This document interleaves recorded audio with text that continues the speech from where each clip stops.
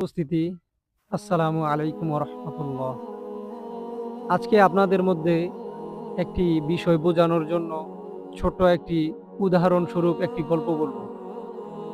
গল্পটি হচ্ছে আল্লাহ তাআলার হুকুম। আমরা জানি যে কিয়ামতের ময়দানে বা আখিরাতে কোনো মানুষ জান্নাতি হবে, কোনো মানুষ জাহান্নামী হবে। তো বিষয়টা হচ্ছে জাহান্নামের স্তর হচ্ছে ৭টি। ৭টি স্তরের ভিতরে আমার মূল বিষয়টা হচ্ছে আমরা আজকে যেই পর্যায়ে আছি, যেই পরিস্থিতিতে আছি, সেই পরিস্থিতির বিষয় নিয়েই মূল বিষয়টা আসলে বলা। তো বিষয়টা হচ্ছে এমন, জাহান্নামের ভিতরে ৭টি স্তর আছে। ৬টি স্তরের ভিতরে মনে করেন বিভিন্ন দেশের মানুষ ৬টি স্তরের ভিতরে ফালাইছে। মনে করেন বাংলাদেশ ব্যতীত পৃথিবীর ভিতরে যতগুলা দেশ আছে, অতগুলা দেশের মানুষ ওই জাহান্নামের ভিতরে ফালাইছে ৬টি স্তরে। এবং প্রত্যেকটা জাহান্নামের দ্বার প্রান্তে আপনার আল্লাহ তাআলার প্রেরিত ফেরেশতারা পাহারা দিয়া রাখে। যারাই উপরে উঠতে চেষ্টা করে তাদেরকে ধাক্কা মাইরা ফালাই দেয়।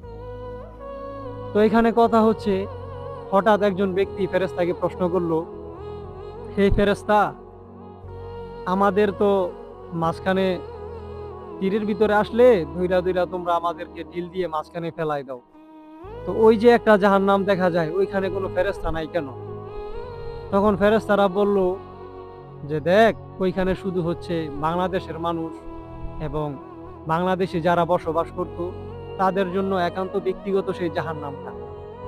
তখন বান্দাটা বলল, জাহান্নামী ব্যক্তিটা বলল যে ঠিক বুঝতে পারলাম না, বাংলাদেশি মানুষ একটি স্তরে এবং অন্যান্য মানুষ ৬টি স্তরে কেন?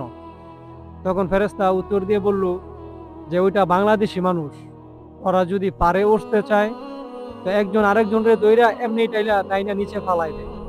তো এখন মূল বিষয়টা হচ্ছে, আমরা বুঝতে পারি এখান থেকে যে আমরা যতই আগানোর চেষ্টা করি, যতই উপরে ওঠার চেষ্টা করি, আমাদের পিছনে কেউ না কেউ দইরা টাইনা নিচে নামানোর জন্য প্রস্তুত থাকে।